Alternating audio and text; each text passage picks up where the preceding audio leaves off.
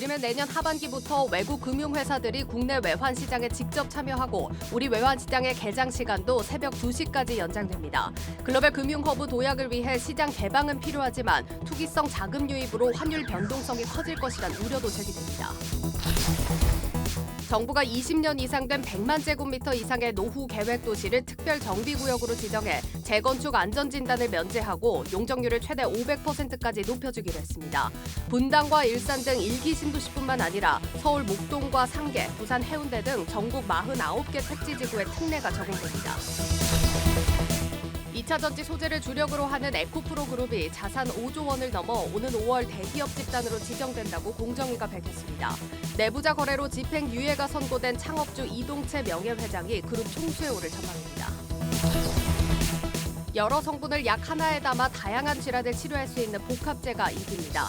장기 복용하는 고혈압과 고지혈증 치료제가 승부처로 떠오른 가운데 대형 제약회사들이 복합제 시장에 진출하고 있습니다.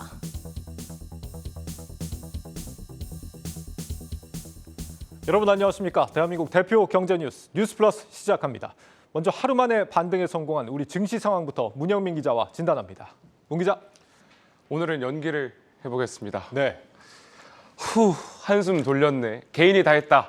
이렇게 표현을 할 수 있겠습니다. 어제 랩에 이어서 오늘은 연기까지. 네. 내일은 노래를 선보이겠습니다. 예, 기대하겠습니다. 감사합니다. 네. 어제 1% 넘게 내렸더니 코스피 지수 오늘 0.5% 반등했습니다. 네. 코스닥 지수도 어제 낙폭을 모두 만회하고도 남을 정도로 상승했고요. 유가증권 시장을 보면 어제와 마찬가지로 개인만 홀로 매수했습니다. 외국인은 600억 원 이상 팔았고요. 기관도 2,736억 원 팔아치웠습니다. 예. 이 하루 만에 다시 상승세로 돌아선 건 환영할 만한 일입니다만 이 증권업계는 조심스러운 입장입니다. 각 증권사 연구원들은 오히려 경계 심리를 더욱 높여야 하는 시점이다 이렇게 평가를 했습니다. 예. 어제 랩도 상당히 반응들이 좋았습니다. 계속해도 나쁘지 않을 것 같아요. 감사합니다. 네. 이달 들어서 외국인들이 지금 다시 빠져나가고 있다는 점에 우리가 좀 주목하지 않을 수가 없는데 추가 이탈 가능성이 얼마나 될까요? 관건은 원달러 환율입니다. 네. 당장은 강달러의 이 우호적인 환경이 조성되고 있는데요. 이에 따라 외국인의 순매도 기조 유지는 당분간 이어질 가능성이 있습니다. 우선 미국의 1월 고용지표 호조에 따른 금리 인상 조기 종료 기대감이 사라진 것은 물론이고요. 우리나라의 1월 무역 수지가 최대 수준의 적자를 기록한 것도 원달러 환율 상승의 배경이 됐습니다. 일본은행의 이 통화 정책을 둘러싼 불확실성 역시 달러 강세에 힘을 더하고 있는 상황입니다. 결국 달러화 강세로 인해 외국인의 차익 실현 욕구는 커질 수밖에 없어서 단기적으로 증시에서의 추가 이탈이 예상됩니다. 네, 지금 연준 때문에 불거진 변동성이니까 다음 변화를 찾자면 역시 또 연준에서 찾을 수 있지 않을까 이런 예상이 되는데 당장 주목해야 되는 일정이 있잖아요. 맞습니다. 당장 미국 현지 시간 7일, 우리 시간으로는 8일 새벽에 파월 의장이 이제 연설을 하게 돼 있는데요. 예. 이 시장은 파월 의장의 입을 통해서 1월 고용 서프라이즈 영향과 또 향후 통화 정책 방향 등을 확인할 수 있을 것으로 전망하고 있습니다. 지난달 국내 증시가 상승 랠리를 이어간 가장 큰 이유는 연준의 피봇 기대감이었는데요. 이 증시 전반에 퍼졌던 이러한 기대감이 잔존할지 또는 사라질지는 내일 확인할 수 있겠습니다. 또 오는 14일에는 미국 1월 소비자 물가지수가 발표됩니다. 연준이 인플레이션 수준을 가늠하는 가장 중요한 척도인데요. 이 12월 소비자 물가지수가 5개월 연속 하락세를 보였습니다. 1월 역시도 이 감소세를 이어간다면 증시는 긍정적인 방향으로 흘러갈 가능성이 높습니다. 네, 과연 고용이 늘었다고 물가까지 올랐을 것인지 긴축 이후 경제 상황이 변곡점에 지금 와 있기 때문에 한동안은 지표들이 혼란스러운 모습을 나타낼 수 있겠습니다. 그렇지만 방향성은 분명하죠. 경기는 침체, 물가는 둔화. 이 단기적인 변화에 그렇게 일희일비할 필요는 없지 않을까 싶습니다. 증권업계가 바라보는 이번 달 코스피 전망치는 어떻게 됩니까? 우선 상단 평균을 좀 살펴봤더니 2,592선이었습니다. 예. 대부분이 2,550선 위로 올라설 것이다 이렇게 평가를 한 건데요. 현재 수준보다는 한 6.6%가량 상승할 수 있다고 본 겁니다. 증권업계 얘기를 들어보니 연준이 기준금리와 고강도 긴축 속도를 조절한다는 데 조금 더 무게를 싣고 있습니다. 이러한 미국의 통화 긴축 사이클 종료 기대감과 함께 다음 달에 중국의 경기 부양책도 발표되는데요. 이에 따른 경기 재개도 증시 상승의 배경이 될 것이라고 봤습니다. 다만 앞서 설명한 대로 다음 주 미국 소비자 물가지수가 발표되는 중순까지는 이 변동성 장세를 이어갈 가능성이 크다고 우려했습니다. 그러면서 단기적으로는 2,400선이 무너질 수 있기 때문에 이 투자자들은 실적 위주의 개별 종목에 투자하는 게 현명하다 이렇게 평가했습니다. 네, 올 들어 외국인들이 그렇게 샀는데도 아직 2,500선 한 번도 못 넘어봤거든요. 그래도 뭔가 좀 좋은 이벤트 하나만 터진다고 하면 충분히 도달 가능한 숫자일 것 같긴 합니다. 그리고 오늘 따상이 또 나왔다고요. 맞습니다. 올 들어서 이 IPO한 기업 중에 벌써 세 번째 따상입니다. 예. 오늘 코스닥 시장에 입성한 스튜디오 밀인데요. 이 상장 첫날 시초가가 공모가의 2배로 형성된 후에 상한가로 직행하는 일명 따상을 기록했습니다. 이미 기관 수요 예측에서 공모가를 희망밴드 상단인 19,500원으로 확정했고요. 일반 청약에서도 경쟁률 1,593대 1을 기록하며 흥행을 예고한 바 있습니다. 스튜디오 미러는 소니 피처스, 또 드림웍스, 넷플릭스, 월트 디즈니, 마블 스튜디오 등 굵직한 글로벌 OTT 업체들과 공급 계약을 체결한 바 있습니다. 이 증권업계는 글로벌 OTT 업체들이 애니메이션 콘텐츠 투자를 확대하고는 있지만 기획과 제작, 또 후반 작업 등 전 단계에서 총괄 제작이 가능한 제작사는 부족하다며 이 기술력이 있는 스튜디오 미러의 존재감이 큰 상황이다 이렇게 평가를 했습니다. 실적 역시도 이러한 긍정적인 평가들을 뒷받침하고 있습니다. 지난 2012년부터 2020년까지 매출액은 연평균 20% 넘게 성장하고 있고요. 지난해 3분기 누적 매출액은 196억 원, 영업이익은 28억 원을 기록하면서 높은 성장력을 다시금 입증했습니다. 그러면서 증권업계는 스튜디오 미르가 올해 매출액 273억 원, 영업이익 54억 원을 기록할 것으로 전망했습니다. 네, 새해 들어서 IPO 청약 열기가 상당히 뜨거운데 이 열기가 좀 증시 전반으로 퍼졌으면 좋겠습니다. 증시 프리즘 문영민 기자였습니다.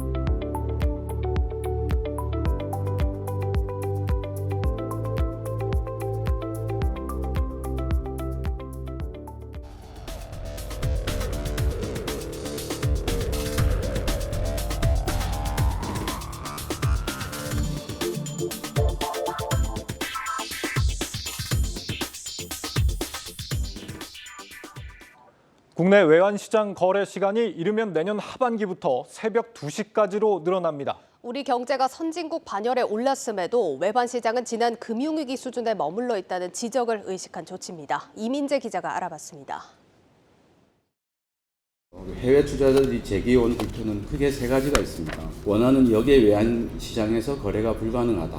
이에 따라 국내에서 거래해야 하는데, 둘째, 해외 소재 외국 금융기관이 국내 은행 간 외환시장에 직접 참여할 수 없다.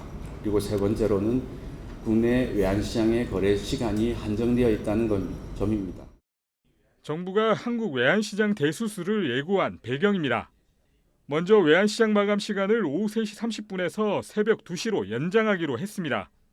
6시간 30분에서 17시간으로 3배 가까이 늘어납니다. 향후 정부는 외환시장이 24시간 내내 운영될 수 있도록 만들 계획입니다. 정부는 외환시장 참여자를 늘려 자금 유출과 원달러 환율 변동성을 줄일 수 있을 것으로 내다봤습니다. 달러, 유로, 엔 등 세계 주요 통화는 역외에서 24시간 거래되는 것을 볼 때 세계적인 흐름인 점 역시 강조했습니다. 여기에 인가를 받은 외국 금융기관이 국내 외환시장에 참여할 수 있도록 해 이번 변화에 힘을 싣기로 했습니다. 현물환 시장뿐 아니라 FX 스왑 시장도 개방할 것입니다. 현재 은행 간 시장 참여가 가능한 국내 금융기관과 동일한 유형의 글로벌 은행, 증권사 등으로 자격을 제한하고 단순한 투기 목적 기관의 참여는 허용하지 않을 것입니다. 국내 외국환 중개사가 호가를 제시하고 외국인 등이 적절한 가격을 선택할 수 있는 외국환 전자중개 업무를 제도화하는 것도 도움이 될 것으로 내다봤습니다. 정부는 외환시장 구조 개선 방안을 공론화하고 법령 개정, 은행권 준비 등을 거쳐 이르면 내년 하반기 시행할 방침입니다. 한국경제TV 이민재입니다. 이번 외환시장 선진화의 배경과 영향, 전민정 세종주재 기자 연결해서 알아봅니다. 정 기자, 정부가 하필 지금 개방에 나서는 배경이 있을까요? 네, 그동안 정부는 20년 이상 외환시장을 폐쇄적으로 운영해 왔는데요. 그 이유는 모두가 다 아는 IMF 외환위기 때문이었습니다. 외환위기 트라우마 외에 정부는 환율 등 금융시장 안정을 최우선순위에 뒀던 거죠. 하지만 지금은 선진국 수준의 무역 규모와 자본시장 성숙도를 갖춘 데다 외환 보유액이 세계 9위 수준으로 올라서는 등 대외 건전성도 튼튼해진 만큼 글로벌 스탠다드에 맞게 외환시장 빗장을 풀어야 할 때라고 판단한 겁니다. 또 물 들어올 때 노 저어라 이런 말이 있죠. 지금 우리나라는 채권시장 선진화를 위해 세계 3대 채권지수 중 하나인 세계 국채지수에 또 주식시장 같은 경우에는 MSCI 선진국 지수에 편입되기 위해 노력 중인데요. 이 두 선진지수 편입에 성공하기 위해서는 반드시 해외 투자자의 접근을 막는 장벽을 허물어야 하는 만큼 이번 외환시장 규제 개선은 지금이 바로 적기인 셈입니다. 네. 지금 규제를 풀어도 MSCI 선진국 지수 편입은 2년 정도는 뒤에나 가능하다 이런 시각이 많던데 이번 정부 임기 내에 성과를 거두려면 좀 서둘러야 하는 상황은 맞는 것 같습니다. 이렇게 규제를 풀면 기대되는 효과로는 어떤 것들이 있을까요? 네, 우선 정부는 이번 외환시장 개방으로 환율 변동성을 낮출 수 있을 것으로 이제 기대하고 있습니다. 그동안은 외환시장 참여자가 적다 보니 선박 수주 실적에 따라 선물한 매도 물량이 큰 조선사나 해외 투자를 확대 중인 개인과 기관의 움직임으로 원달러 환율이 큰 폭으로 오르내리는 등 변동성이 커졌다는 건데요. 하지만 외환시장 빗장을 풀면 글로벌 투자자들의 원화 접근성을 높여서 국내 주식과 채권과 같은 원화 표시 자산의 매력이 높아지는 만큼 환율 변동성의 원인인 외국인 자금 유출 문제를 어느 정도 해소할 수 있다고 본 겁니다.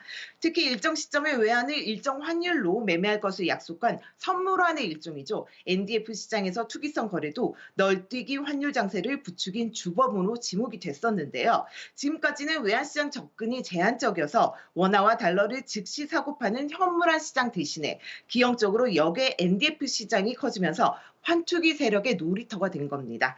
하지만 외환시장이 개방되면 국내 현물환 시장의 규모도 커지기 때문에 역의 NDF 시장의 거래 수요 중 일부가 현물환 시장에 흡수되면서 투기성 거래도 줄 수 있다는 것이 정부의 설명입니다. 이로 인해 환율도 안정적인 흐름을 보일 수 있게 되고요. 예, 이렇게 외환시장 개장 시간이 길어지면서 부작용을 우려하는 목소리도 있던데요.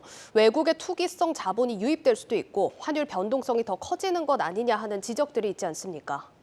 네, 맞습니다. 이미 지난해 환투기 리딩방이 기승을 부리는 등 개인들도 이미 환에 눈을 뜬 상황인데요. 만약 거래량이 적은 야간 시간대에 투기 세력인 큰손들이 움직일 경우 환개미들은 피해를 볼 수밖에 없습니다. 외환시장 개방은 코리아 디스카운트 해소를 위해서 꼭 필요한 조치이긴 하지만요. 국내 외환시장이 막대한 자금력을 갖춘 외국 금융기관들의 놀이터로 전락하지 않도록 대비해야 한다는 이런 지적이 나오는 이유입니다. 관련해서 전문가의 목소리 직접 들어보겠습니다. 또 금년 같은 경우에는 계속 무역 수지 적자가 엄청나게 나면서 자본 유출 우려도 되고 있는 속에서 외환시장을 이제 외국인들이 확대 개방을 하는 경우에 불안정성이 좀 더 커지지 않을까 생각합니다. 외환 보유가 40년 달러 정도밖에 안 되니까 외환시장에서 그런 불안 요인이 발생하지 않도록 대비하는 것이 중요하다 생각을 합니다. 정부도 이런 우려를 감안해서 안전장치를 마련했다라고 하던데 어떤 내용입니까? 네, 일단 기획재정부는 국내 외환시장에 직접 참여할 수 있는 외국 금융기관의 자격을 현재 은행 간 시장 참여가 가능한 국내 금융기관과 같은 성격의 글로벌 은행, 증권사로 엄격히 제한을 했습니다. 즉 헤지펀드와 같은 단순 투기 목적의 기관은 참여할 수 없다는 얘기입니다. 기재부는 또 외환시장에 참여하는 글로벌 금융회사는 국내 중개회사를 통해서만 거래를 할 수 있도록 해서 국내 금융사와 똑같이 모니터링하고 관리도 하겠다는 계획을 밝혔습니다. 여기에 이제 시세 조작이나 불건전 거래가 심각하다고 판단될 경우에는요, 외국 금융기관에 대한 영업을 일시 정지시키거나 인가를 아예 취소해서 부작용을 최소화하겠다고 설명했습니다. 그런데 이렇게 우리 외환시장이 개방된다는 건 그만큼 글로벌 금융기관들의 입지가 커진다는 얘기가 될 테고 국내 은행들로서는 좋은 일이 아닐 수도 있을 것 같습니다. 실제 어떻습니까? 네, 그런 우려가 있습니다. 현재까지는 외국인들이 달러를 원화로 바꾸기 위해서는 반드시 우리나라 시중은행이 중심으로 운영되는 외환시장에 들어와야 했습니다. 하지만 이제는 국내 은행이 가지고 있던 원화 환전 점유율을 두고 외국계 은행과 치열하게 경쟁해야 하는 무한 경쟁 시대가 열리게 될 셈이죠. 은행권에서는 외환시장이 확대되는 만큼 신규 고객을 발굴하고 원화 비즈니스를 확장할 기회가 될 수도 있지만 동시에 영업 환경은 더 험난해질 것이라고 걱정을 합니다. 국내 은행 관계자들은 원화 환전 시장 확대를 앞두고 글로벌 은행과 경쟁에서 승부를 보기 위해서는 은행과 당국의 노력이 필요하다고 입을 모으고 있습니다. 관련해서 은행권 관계자의 인터뷰도 함께 들어보겠습니다. 네, 해외에서 원화폐시자산이 투자하는데 국내 금융기관의 비즈니스 기회도 늘어나지 않을까 때가 있습니다. 예. 처음 가보는 길이기 때문에 인력이라던가 또 회계 처리 기준에 대한 부분에 또 고려를 해봐야 되겠고 또 그 거래 시간이 연장됨에 따라서 리스크 관리하는 방법에 대해서도 좀 더 따로 고민을 해봐야 됩니다. 네, 지금까지 정부 세종청사에서 전해드렸습니다. 외환시장 거래 시간이 연장되면서 투자자들의 편의도 개선될 전망입니다. 야간에도 시장 환율로 바로 환전이 가능해지면서 투자 불확실성이 해소될 것으로 보입니다. 박혜린 기자입니다. 1,000만 원의 투자금으로 간밤 테슬라를 매수한 서학개미 A씨. 40주를 매수할 수 있을 것이라는 당초 계산과는 달리 38주만 담을 수 있었습니다. 시장 환율보다 5%가량 비싼 가환율이 적용됐기 때문입니다. 이튿날 주가는 급등했고 A씨는 쓰린 속을 달래야만 했습니다. 내년 하반기부터는 밤새 미국 주식을 거래할 때 환율에 대한 손해를 보지 않고 투자할 수 있습니다. 현재는 야간에 환전을 하려면 시장 환율보다 높은 환율로 1차 환전을 하고 다음날 시장 환율로 정산을 받지만 앞으로는 외환시장 마감이 새벽 2시로 연장되면서 시장 환율로 바로 환전할 수 있게 됩니다. 정부는 또 외환당국이 인가한 해외 소재 외국 금융기관도 직접 국내 외환시장에 참여할 수 있도록 허용하기로 했습니다.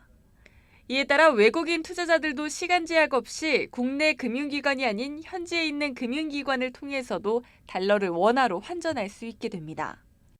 일정 요건을 갖추어 정부의 인가를 받은 해외 소재 외국 금융기관에 대해서는 국내 은행 간 시장에 직접 참여를 허용할 것입니다.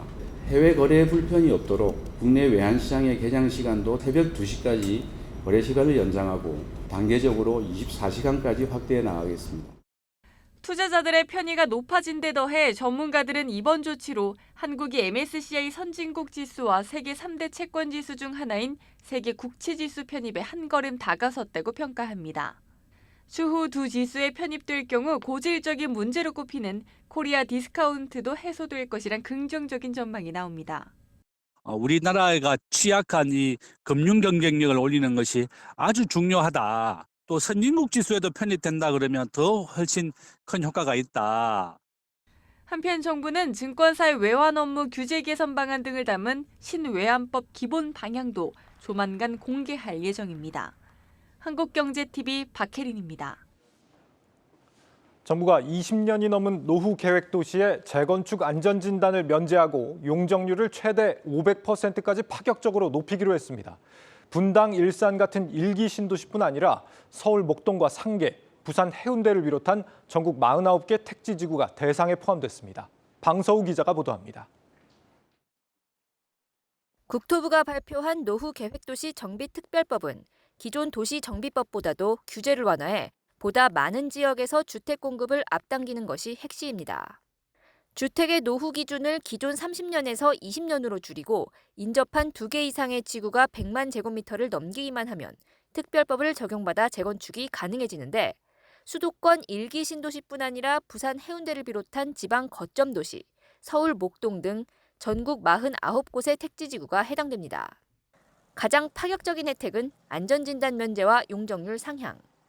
앞서 정부가 안전진단 통과의 최대 걸림돌로 여겨지던 구조 안전성 비중을 축소하는 등 기준을 완화했는데 대규모 광역교통시설을 비롯한 기반시설을 확충하는 식으로 공공성을 확보하는 경우에는 안전진단 면제도 가능합니다. 대부분 상한선에 근접해 추가 개발이 어려웠던 용적률도 종상향 수준으로 풀어줍니다. 2종 일반 주거지역이 3종 일반 주거지역이나 준주거지역으로 상향되면 용적률이 300%까지 높아지고 역세권 등 일부 지역은 최대 500%를 적용해 고층 건물도 지을 수 있습니다. 리모델링을 하는 경우 최대 가구수를 일반 리모델링 단지에 적용되는 15%보다 더 얹어주고 모든 정비 사업에는 통합 심의 절차를 적용해 사업에 속도를 낼 수 있도록 했습니다. 정부는 오는 9일 1기 신도시 지자체장과 간담회를 열고 특별법에 대한 최종 의견을 수렴한 뒤 이달 중 국회에 법안을 발의할 계획입니다. 한국경제TV 방서호입니다. 지난해 카카오페이의 거래액과 이용자 수가 모두 늘었는데도 적자 폭이 오히려 확대된 것으로 나타났습니다. 자회사 투자 비용이 늘고 이 데이터 센터 화재 여파까지 겹쳤기 때문입니다. 신원근 대표는 올해 중국 사업을 중심으로 본격적인 수익화를 예고했습니다. 박승환 기자입니다. 카카오페이가 지난해 적자 폭을 키우며 어닝 쇼크를 기록했습니다. 지난해 영업손실은 이전해보다 67% 늘어난 455억 원으로 증권가 예상치를 밑돌았습니다. 연간 거래액이 118조 원으로 이전에 대비 20% 가까이 늘고 월간 이용자 역시 상승세를 이어갔지만 실적으로 연결되지 않은 겁니다. 이유로는 카카오증권이나 카카오손해보험 등 자회사 투자 비용과 지난 10월 발생한 판교 데이터 센터 화재가 꼽힙니다. 데이터 센터 화재로 인해서 지난 10월에는 역성장을 기록했지만 신속한 대응으로 그 이월 10% 이상씩 MOM 성장을 기록하면서 하락분을 다 회복하고 올해 상장 3년 차에 접어든 카카오페이로선 실적 반등이 필요한 모습인데 이에 수익 중심 사업을 전면에 내세웠습니다. 광고 사업을 확대하고 다양한 금융 상품을 내놓는가 하면 무엇보다 글로벌 리오프닝에 맞춰서 해외 간편 결제 확대에 나서겠다는 겁니다. 그 중에서도 중국 최대 간편 결제 기업인 알리페이와 손잡고 다음 달 본격적인 서비스를 시작할 계획인데 출입국 정책 완화를 기대하는 이유입니다. 해외 결제사 최초로 가장 진입 장벽이 높은 중국에 진출했으며 23년 9월 중국 항저우 아시안게임 시점을 본격적으로 중국 결제도 활성화될 것으로 기대하고 있습니다. 실제로 카카오페이 주가는 지난해 11월에 알리페이와 손잡은 사실이 전해지며 상승세에 놓였던 바 있습니다. 올해 들어서는 중국 리오프닝 기대감에 첫 거래일 대비 30% 넘게 치솟기도 했습니다. MSCI 지수 편입 가능성도 카카오페이의 주가 상승을 이끌었는데 신한투자증권은 시가총액, 유동시가총액 모두 기준점을 상회한다며 긍정적이라고 분석합니다. 다만 중국이 어제 해외 단체 여행을 허가하면서 우리나라를 제외한 데다 증권가의 카카오페이 MSCI 지수 편입 전망이 지난해 6월부터 나왔다는 점은 부담스러운 대목입니다. 한국경제TV 박수환입니다. 2차 전지 소재를 주력으로 하는 에코프로 그룹이 자산 5조 원을 넘기면서 오는 5월 대기업 집단으로 지정됩니다. 대기업 집단이 되면 계열사 일감 몰아주기를 비롯해 공정위로부터 다양한 감시를 받게 됩니다. 보도에 강미선 기자입니다. 에코프로 그룹이 오는 5월 1일 대기업 집단으로 지정됩니다. 에코프로 그룹의 주축인 에코프로비엠이 배터리 소재인 양극재 사업에 진출한 이후 급성장하면서 자산 1조 원을 넘긴 지 불과 2년 만에 대기업 집단 지정 기준인 5조 원을 돌파했습니다. 이에 따라 에코프로 그룹의 실질적인 지배력을 행사하고 있는 창업주 이동채 전 회장이 기업 총수 동일인으로 지정될 예정입니다. 이동채 전 회장은 회사 내부 정보를 이용해 주식을 거래해 11억 원의 부당이득을 챙긴 혐의로 현재 2심 재판을 받고 있습니다. 에코프로는 2021년 에코프로비엠을 중심으로 수직 계열화를 완성했는데 현재 계열사만 총 24곳에 달합니다. 이동채 전 회장은 친인척들을 중심으로 그룹을 지배하고 있는데 특히 계열사 간 내부 거래 비중이 80에서 90%에 달해 적지 않은 영향이 있을 것으로 전망됩니다. 또 대규모 계약, 주주 현황들을 의무 공시해야 해 그동안 불투명했던 부분들도 수면으로 드러날 전망입니다. 불공정하지 않다, 또 상당하지 않다 이런 거를 항상 설명해 가면서 이사회 승인을 받고 또 공정위에 보고하고 그러니까 까다롭죠. 그런 게 행정 낭비가 너무 심하지. 그리고 이제 잘못하게 하면 이제 과징금 처분 받고 허위 공시하면 이거 징역까지 지금. 이에 대해 에코프로 측은 회사 측이 대기업 집단 지정을 꾸준히 준비해왔던 만큼 수익성에 영향은 크지 않을 것이라고 밝혔습니다. 한국경제TV 강미선입니다. 주로 고액 자산가와 기관 투자자들의 자금만 굴리던 액티브 펀드 매니저 대표 주자들이 잇따라 공모펀드 시장에 도전장을 냈습니다. 인기 있는 지수를 따라 공장식으로 찍어내는 방식이 아니라 오로지 수익률로 펀드 시장의 흐름을 바꿔놓겠다는 구상입니다. 김종학 기자가 두 펀드 매니저를 만났습니다. 국민연금 국부펀드, 거액 자산가들의 자금을 관리하던 VIP 자산운용부와 더제이 자산운용이 일반 투자자를 상대로 첫 공모펀드를 선보였습니다. 기존 사모펀드를 활용한 손익차등형 구조의 VIP 더 퍼스트 펀드는 오는 13일부터, 1등 기업 투자를 핵심으로 한 더제이 더행복펀드는 지난달 말부터 모집에 나섰습니다.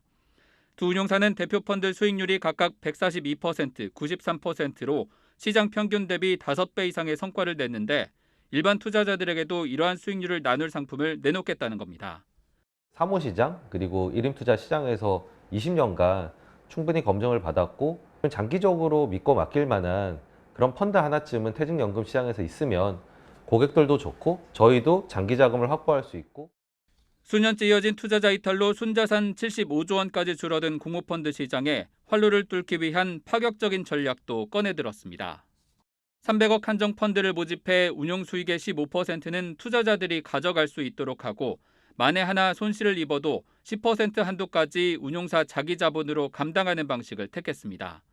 진정성을 담아서 준비했다고 생각하는 그런 펀드를 내놔야 저희 메시지에 관심을 가져주실 거라고 생각을 했거든요. 그렇게 나온 게 이제 손익차등형이라는 방식. 그러니까 마이너스 10%까지는 고객 수익률이 0이 되는 거죠. 그렇게 이제 구성한 펀드를 내서 좀 공모펀드에 다시 한번 관심을 가져주십사. 한 발 앞서 공모펀드를 설정한 더제이 자산운용은 대표 사모펀드와 동일한 1등 기업 투자 전략의 전공법을 택했습니다. 정토의 주식형은 시장이 변동이 있을 때마다 결코 그 변동에 자유롭지 못한 구조를 가지고 있습니다. 하지만 길게 장기적으로 보게 되면 시장 평균 코스피를 지속적으로 상회해 왔거든요. 시장 지배력을 구축한 성장주와 저평가된 가치주를 선별해 사모펀드와 유사한 장기 성과를 내겠다는 전략도 공개했습니다. 산업이 호황과 불황을 반복하는데 최악의 불황이 와도 마지막까지 살아남을 수 있는 기업이냐라고 물어보는 거죠. 그래서 변화하는 미래 기업 관계에 능동적으로 대응하는 그런 1등 기업의 주주가 되어야 된다고 이야기를 하는 거죠. 이러한 전략을 통해 장기적으로 퇴직연금 수요를 흡수해 현재 3조 원대 수탁골을 키워나가겠다는 것이 두 운용사의 구상입니다. 공모펀드 시장에 도전장을 낸 두 펀드 매니저들은 기존 투자 전략을 입증하고 일반 투자자들의 신뢰를 끌어올려야 하는 새로운 출발선에 서게 됐습니다. 한국경제TV 김종학입니다.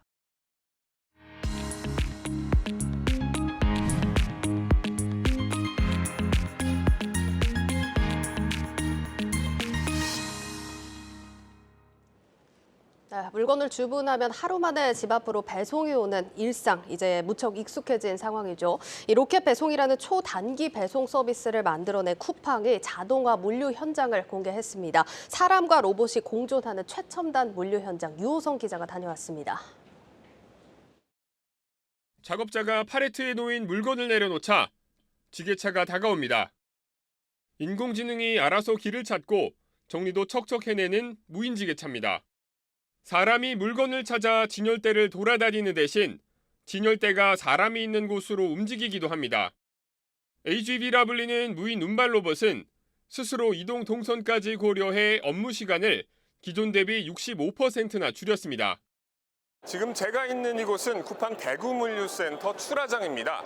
보시는 것처럼 수십 대의 운반 로봇이 땅에 있는 QR코드를 인식해 상품을 옮기고 있습니다. 24시간 쉼 없이 일하고 일처리 속도도 빨라 우리가 흔히 로켓 배송이라 부르는 초단기 배송이 가능합니다. 대구 FC는 쿠팡의 최첨단 물류 투자를 상징하는 곳입니다. 물류의 디지털화를 통해서 향상된 고객 서비스를 제공할 수 있게 되었고요. 직원들은 안전한 가운데 편하고 쉽게 일할 수 있는 근무 환경을 조성하겠습니다. 쿠팡이 공개한 대구물류센터는 축구장 46배 크기의 첨단 물류센터입니다. 투자액만 3,200억 원. 로봇과 인공지능 등 최신 물류 장비를 도입해 물류센터의 미래를 크게 앞당겼습니다. 현재 시범 운영 단계로 첨단 설비가 도입된 것은 이번이 처음이라 최대 물동량이 얼마나 될 수 있을지도 관심입니다. 쿠팡은 대구 물류센터에서 최적화를 마친 첨단 물류기기들을 전국 물류센터로 확장 적용한다는 계획입니다. 네, 취재한 유호성 기자와 조금 더 자세한 얘기 나눠보겠습니다. 유 기자, 쿠팡 물류센터 실제로 다녀와 보시니까 기존 물류센터랑은 어떤 점이 가장 크게 다르던가요? 아무래도 이 일반 사람들은 물류센터를 직접 볼 일이 없다 보니 이 차이점이 눈에 확 들어오지 않을 것 같아서 자료 영상을 하나 좀 준비해 봤습니다. 화면 왼쪽에 보이시는 것이 오아시스 마켓의 물류센터인데요. 예. 여기는 재작년 여름에 다녀왔는데 일부 자동화가 됐다고는 하지만 저렇게 사람이 직접 움직이면서 물건을 골라 담습니다. 이게 저희한테는 더 익숙한 그림이긴 하죠. 네, 이걸 사람이 물건 앞으로 간다고 해서 퍼센트 굿즈, P2G 방식이라고 해요. 이 반면에 이번에 다녀온 쿠팡 대구 물류센터는 사람은 한 자리에 서 있고 진열대가 사람 앞에 다가옵니다. 물건이 사람 앞에 다가오니까 굿즈 투 펄슨, G2P 방식이라 부릅니다. 더군다나 진열대가 다가오는 순서나 경로를 인공지능이 정해주거든요. 예. 이러면 전체 업무 단계의 65%가 줄어들고 또 수백 개의 상품이 평균 2분 안에 사람 손에 전달이 된다고 쿠팡 측은 설명했습니다. 이게 이제 사람이 많이 움직일 필요가 없게 되는 거네요. 그렇습니다. 지금 보니까 대구FC 크기가 축구장 46개에 달하는 크기라고 하던데 무인 운반 로봇은 몇 대나 들어있는 겁니까? 방금 보셨던 그 진열대를 움직여주는 그 무인 운반 로봇만 1000여 대 가량이고요. 상품 분류 업무를 담당하는 소팅봇이 수백 대, 무인 지게차 수십 대를 보유하고 있으니까 이들을 모두 더하면 1000대 이상의 로봇이 현장을 돌아다니고 있는 겁니다. 첨단 로봇들을 투입했으니까 투자 금액도 상당하겠죠. 예. 대구 물류센터에만 들어간 돈이 3,200억 원입니다. 그러니까 대구 물류센터에만 3,200억 원이 투입이 될 거며 쿠팡이 실제 국내에 투자한 금액은 훨씬 더 많겠네요. 네, 맞습니다. 쿠팡은 전국 30개 지역에 100여 개에 이르는 물류시설을 구축했습니다. 대한민국 인구의 70%가 이 쿠팡 배송센터로부터 10km 이내에 거주하고 있다라고 말할 정도인데요. 그렇게 되네요, 진짜. 네, 촘촘한 물류 네트워크를 구축한 만큼 투자액도 천문학적입니다. 쿠팡은 2010년 창립 이후 이 로켓 배송 물류망 구축에 6조 2천억 원을 투입했습니다. 지난해에만 12억 달러, 그러니까 우리 돈 1조 4천억 원을 한국에 투자했는데 이는 같은 기간 미국이 한국에 투자한 전체 금액의 48% 수준입니다. 네, 엄청납니다. 또 투자를 많이 한 만큼 일하는 사람들이 편해질 수 있겠다 이런 생각이 들긴 한데 이런 이슈에서 또 빠질 수 없는 논란이 이제는 로봇이 인간의 일자리를 다 대체하는 거 아니냐 하는 불안감이거든요. 그러니까 직원들 입장에서는 고용이 줄어드는 거 아니겠냐 하는 불안감도 가질 수 있을 것 같고 이런 관점에서 보자면 어떻습니까? 그렇게 꼭 보실 필요가 없는 것이 실제로 제가 현장을 가보니 이 로봇은 인간이 하기 어렵고 힘든 일을 주로 하더라고요. 예를 들어서 지게차 운전의 경우 사람이 하면 사고가 날 일이 많고 또 한 번 사고가 나면 중대재해로 이어질 수도 있잖아요. 그렇죠. 그런데 여기서는 로봇이라는 구역과 사람이 일하는 구역이 철저히 분리되어 있어서 사고의 가능성이 원천 차단됩니다. 또 사람은 주로 업무 지시를 하거나 상품을 분류하고 정리하는 이 마지막 단계에 투입돼서 로봇손이 닿을 수 없는 영역의 업무를 수행하는데요. 쿠팡은 대구FC 최대 직접 고용 인원을 2,500명 정도로 추산하고 있습니다. 또 여기서 파생되는 식사나 교통, 주거, 문화 같은 그런 간접 고용 효과까지 고려하면 못해도 10,000명의 직간접 고용 효과를 기대하고 있습니다. 예, 그러니까 오늘 이걸 보니까 쿠팡이 그동안 계획된 적자다 이렇게 계속해서 언급을 해왔는데 이런 인프라를 구축하느라 그랬구나 하고 이해가 되는 부분이기도 합니다. 그래도 쿠팡이 분기 기준이지만 이제 흑자도 내지 않습니까? 이런 흑자 기조가 계속 이어질 수 있을까요? 네, 2014년 로켓 배송을 시작한 이래 쿠팡은 지난해 3분기 사상 첫 흑자를 달성했죠. 예. 저희 방송에서도 그 소식 전해드렸던 것 같은데 분기 기준 매출액은 6조 8천억 원이었고 영업이익은 1,037억 원이었습니다.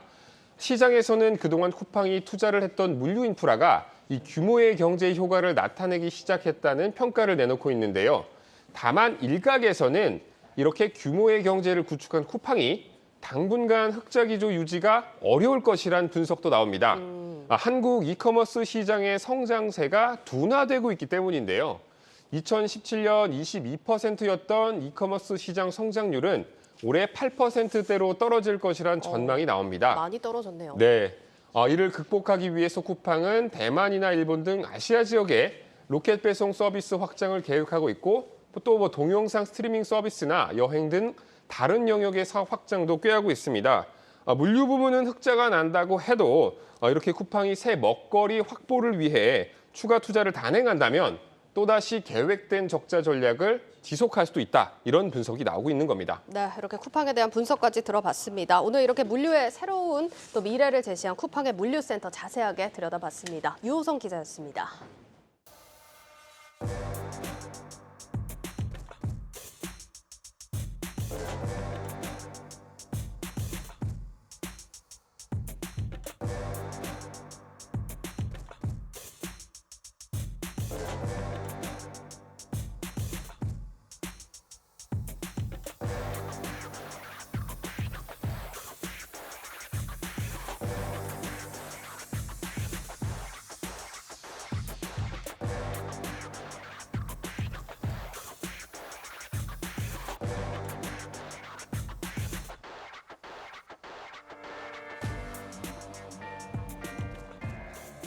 The Korean market is strategically important to the growth of the GMC brand and our ambition to sell 1 million vehicles a year globally by the end of the decade. We are well on our way to that goal as we expand our markets of sale.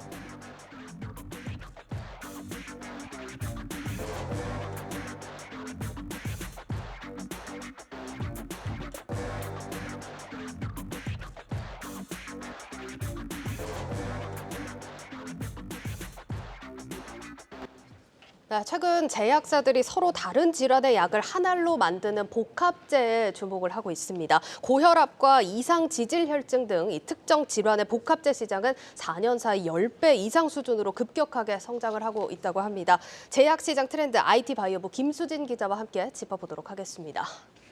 김 기자, 다른 질환의 약을 한 알로 만드는 게 복합제라고 제가 간단하게 설명을 드렸는데 정확히는 어떤 약일까요? 네, 일단 약으로 쓰이는 성분이 굉장히 다양하잖아요. 네. 근데 이제 2개 이상의 성분을 한 약에 담으면 그것을 이제 복합제라고 합니다. 2개 성분을 섞으면 이제 전문 용어로 2제 복합제, 3개 성분을 섞으면 3제 복합제 이렇게 부르고요.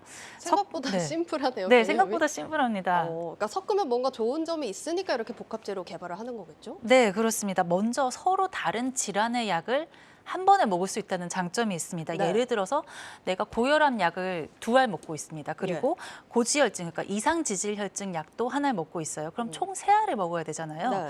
근데 여기서 복합제로 바꾼다고 하면 하나만 먹어도 되는 겁니다. 그러니까 쉽게 3개 먹을 걸 한 알로 합쳐서 먹는다라는 개념인 것 같네요. 환자들이 편해진다는 게 가장 큰 장점이겠네요. 네, 이런 걸 복약 순응도라고 하는데요. 네. 이제 환자들이 3개나 먹어야 되면 좀 불편할 수 있잖아요. 그쵸. 근데 하나를 먹으면 좀 더 약을 잘 챙겨 먹게 된다라는 장점이 있고요. 예. 이런 식으로 이제 같은 질환에 적용되는 약이라도 성분에 더해서 효과를 더 강력하게 만들 수도 있습니다.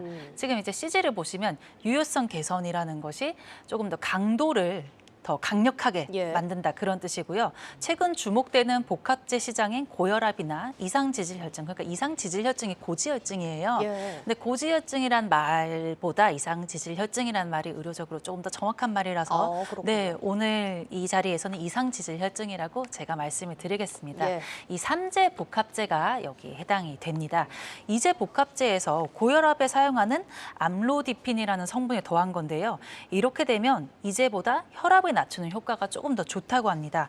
혈압약이 원래 한 가지 약을 먹기도 하는데 한 가지 약을 먹다가 안 들을 수 있어요. 그때 용량을 조금 더 늘리는 것보다는 다른 성분, 그러니까 2가지 성분을 반반씩 용량으로 쪼개서 먹는 것이 조금 더 효과가 더 좋은 편이라고 합니다. 근데 이렇게 되면은 어찌 됐든 새로운 약물이 더해지는 거잖아요. 여기에 따른 부작용은 없을까요?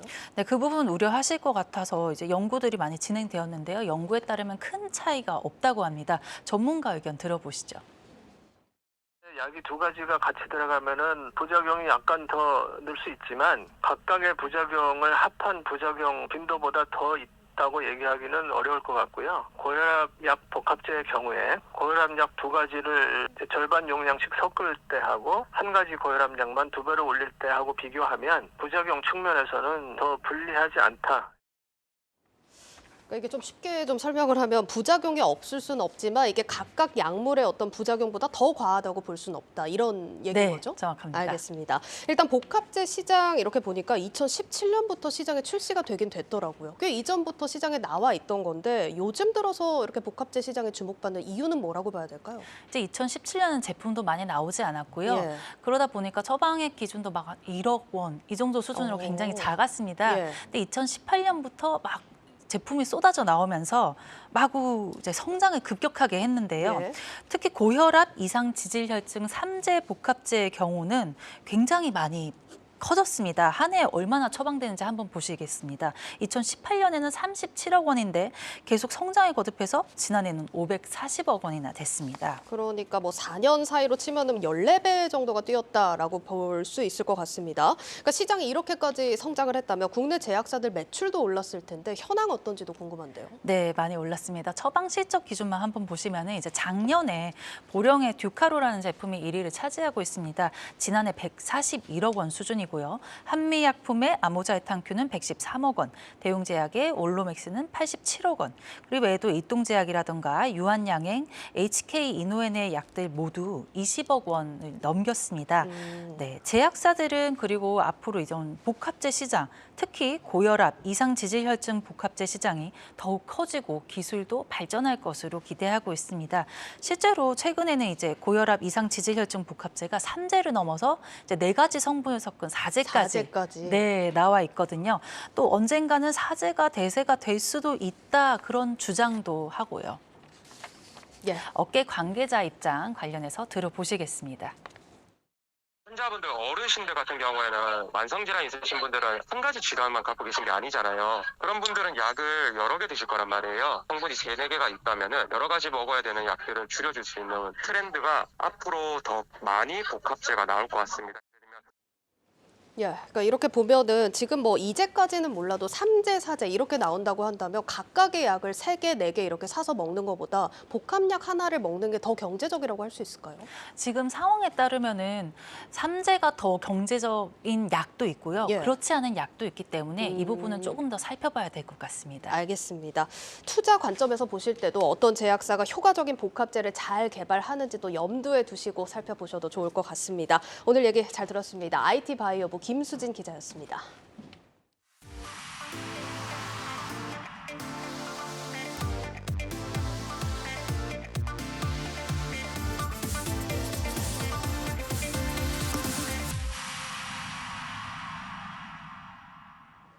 네, 글로벌 경제와 증시, 기업에 대해 깊이 있게 분석하는 고웨스트 시간입니다. 글로벌 콘텐츠부 오민지 기자와 뉴욕 증시 이슈 짚어보도록 하겠습니다.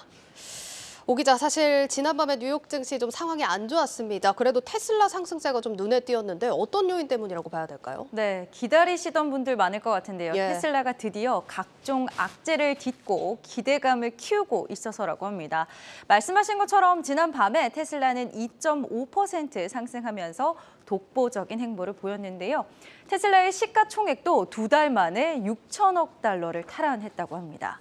올해 들어서만 테슬라의 주가가 80% 오르면서 무서운 상승세를 보이고 있습니다.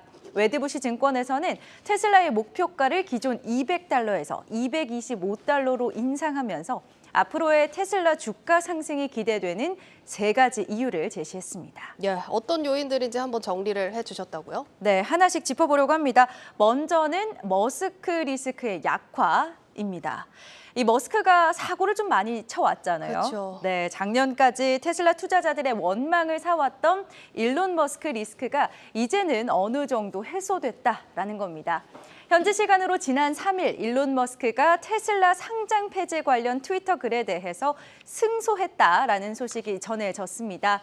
2018년 당시 일론 머스크가 테슬라의 상장 폐지를 고려하고 있다라고 올렸는데요. 이 사실이 사실과 다른 글을 트위터에 올렸다라면서 일부 투자자들이 배상을 요구했던 겁니다. 만약에 이번 소송에서 일론 머스크가 배상을 해야 하는 것으로 판결이 났다면요. 이 자금을 또 마련해야 하지 않습니까? 이 자금 마련을 위해서 테슬라의 주식을 추가로 또 팔아야 하는 상황이 될 수 있었던 겁니다. 또 같은 맥락에서 트위터 인수도 머스크 리스크의 일부였습니다. 지난 6일에 머스크가 트위터가 이제는 손익분기점에 접어들고 있다라고 밝히면서 투자자들의 이목을 끌었습니다. 물론 지금 트위터의 경영 환경이 우호적인 상황은 아닙니다. 때문에 진짜 손익분기점에 도달했다고 봐야 할지 월가에서는 아직 좀 더 확인이 필요하다 이렇게 지적하고 있습니다. 예, 그러니까 소송도 그렇고 뭐 아시다시피 트위터 인수도 그렇고 그동안 일론 머스크가 낸 사고들이 얼추 수습이 되고 있다 이렇게 보는 시각인 것 같습니다. 다음 요인은 어떤 겁니까? 네, 다음 요인은 세액공제 수혜 관련한 부분입니다. 지난 주말에 미국 재무부에서 기존에 적용됐던 전기차 세액공제 대상의 기준을 변경을 했습니다. 테슬라의 모델 Y 중에서 5인승은요, 기존에는 세단으로 분류가 되어 왔습니다. 이 세단은 차량 가격이 5만 5천 달러 이하인 경우에만 이 세액공제 대상으로 혜택을 받을 수 있었습니다. 그런데 이번에 규정이 개정되면서 바로 이 테슬라의 모델 Y 5인승 버전도 SUV로 분류가 되게 된 겁니다. 이 SUV 모델은 최대 8만 달러의 상품까지도 세액공제 대상에 포함이 됩니다. 이렇게 세액공제 대상이 포함된다라는 소식이 전해지자 테슬라는 재빠르게 5인승 모델 Y의 가격을 1,500달러나 인상을 했습니다. 이런 일련의 과정을 겪으면서 이 테슬라가 순이익을 개선할 수 있다 이런 기대감이 커지게 된 겁니다. 예, 이렇게 뭐 세액 공제 기대에서 추가적인 분석을 좀 전해드리면 이번 조치로 모델 Y가 대당 1,000달러의 가격 인상과 순응하는 효과를 거두게 될 것이다. 이런 분석이 나오는 만큼 이 효과가 어디까지 지속이 될지는 조금 더 지켜볼 필요가 있을 것 같습니다. 마지막 요인도 한번 볼까요? 네, 마지막 상승 요인으로 꼽히는 건 바로 중국 시장입니다. 이 중국 시장 역시도 이 테슬라 투자자들에게 굉장히 골칫거리였는데요. 중국에서 테슬라가 차량 가격을 내리면서 매출 증가 효과가 이어지고 있다고 합니다. 작년 10월과 또 지난 1월에 테슬라가 중국에서 모델 3, 또 모델 Y의 가격을 10% 정도 인하를 했습니다. 또 동시에 상해 공장의 생산량도 끌어올렸는데요. 웨드부시 증권의 댄 아이버스 연구원이 중국의 전기차 바이어들을 대상으로 설문조사를 한 결과 이 정책이 실제로 효과를 봤다라는 겁니다. 실제로 중국의 승용차 시장 정보 연석회에서 발표한 자료를 보면요. 테슬라가 지난달 상해 공장에서 생산한 자동차의 판매량이 전달보다 18%나 늘었다고 합니다. 거기에 더해서 독일에서도 테슬라가 전기차 가격을 인하하면서 그 효과를 좀 톡톡히 보고 있다라는 소식까지 전해지고 있습니다. 예, 그러니까 가격 인하 때문에 말이 정말 많았는데 이 매출 증대 효과가 좀 확실히 나타나고 있다. 이런 게 분석에서도 좀 보이는 모습입니다. 사실 월가에서 지난해 테슬라에 대해서 얼마나 보수적으로 평가를 내렸습니까? 상황이 이렇게 달라지고 있다면 월가 전문가들 의견도 슬슬 바뀌고 있겠네요. 네, 맞습니다. 앞서 보신 것처럼 테슬라의 리스크가 하나둘씩 벗겨지면서 월가에서도 조금은 다른 관점으로 제시를 하고 있습니다. 심지어는 모간 스탠리가 올해 최고의 선택이 테슬라다라고까지도 말을 했습니다. 목표가는 $220를 제시했고요. 도이치방크도요. 현재 테슬라의 주문량이 생산량의 2배에 달한다라면서 이 단기간의 생산 전망이 긍정적이다라고 또 모간 스탠리와 동일하게 목표가는 $220를 제시했습니다. 월가의 투자금융기관인 이 베렌버그에서도요. 비용 절감이 동반된 가격 인하이기 때문에 지금 현재 25%의 마진을 유지하고 있다라고 했고요. 이 가격 인상 효과와 더불어서 시장의 점유율도 확대할 수 있을 것으로 기대한다고 밝혔습니다. 그러면서 목표가는 무려 $255까지도 제시가 됐습니다. 또 한 가지 주목하실 부분은요. 최근에는 이 돈나무 언니인 캐시우드가 챗 GPT 광풍 속에서 이 AI의 승자가 바로 테슬라가 될 것이다 라고 평가를 했는데요. 이 AI 테마에 따른 테슬라의 수혜 가능성을 크게 평가한 겁니다. 이 부분까지도 월가에서 앞으로 어떻게 테슬라를 평가하게 될지 앞으로의 테슬라 행보 또 주가 흐름까지 살펴보시면 좋겠습니다. 예, 테슬라 목표가 $220에서 $255까지 제시가 됐습니다. 요즘 핫한 AI 테마까지 엮인 모습인데 상승세 어디까지 이어질지 지켜보시죠. 고웨스트 오민지 기자였습니다.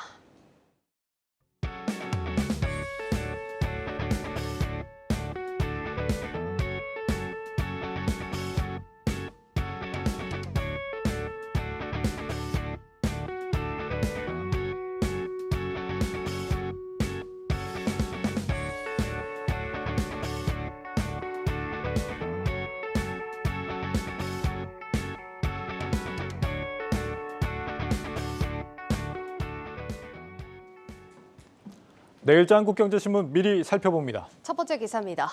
카카오가 SM엔터테인먼트가 발행한 신주 및 전환사채를 인수해 2대 주주에 오른다는 기사입니다.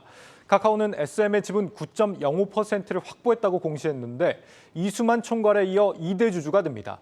카카오는 SM이 제3자 배정 유상증자 형태로 발행한 지분 4.91%를 1,119억 원에 인수하고 전환사채 인수에 1,052억 원을 투입해 4.14%를 추가 확보할 계획입니다. 이수만 총괄은 즉각 명백한 위법한 행위라며 법무법인 화우를 통해 법적 대응에 나섰습니다. 카카오에 대한 신주 발행 금지 가처분 신청과 위법한 결의에 찬성한 이사들에 대한 민형사상 법적 책임을 물을 것이라는 설명입니다. 행동주의 펀드와 카카오를 우구두로 포섭한 SM과 창업자 간 경영권을 둔 정면 충돌이 본격화했다는 소식입니다. 다음으로 국내 정유업계가 지난해 4분기 조단위 손실을 본 것으로 나타났다는 기사입니다. SK이노베이션은 지난해 4분기 연결 기준 영업 손실이 6,800억 원으로 622억 원이던 1년 전보다 이 적자폭이 확대됐습니다.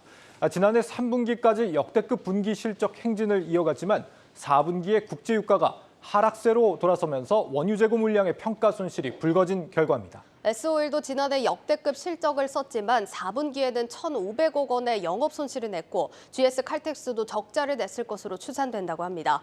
정유업체들이 줄줄이 적자를 내는 만큼 횡재세 논의도 동력을 잃을 것이라는 분석이 나옵니다.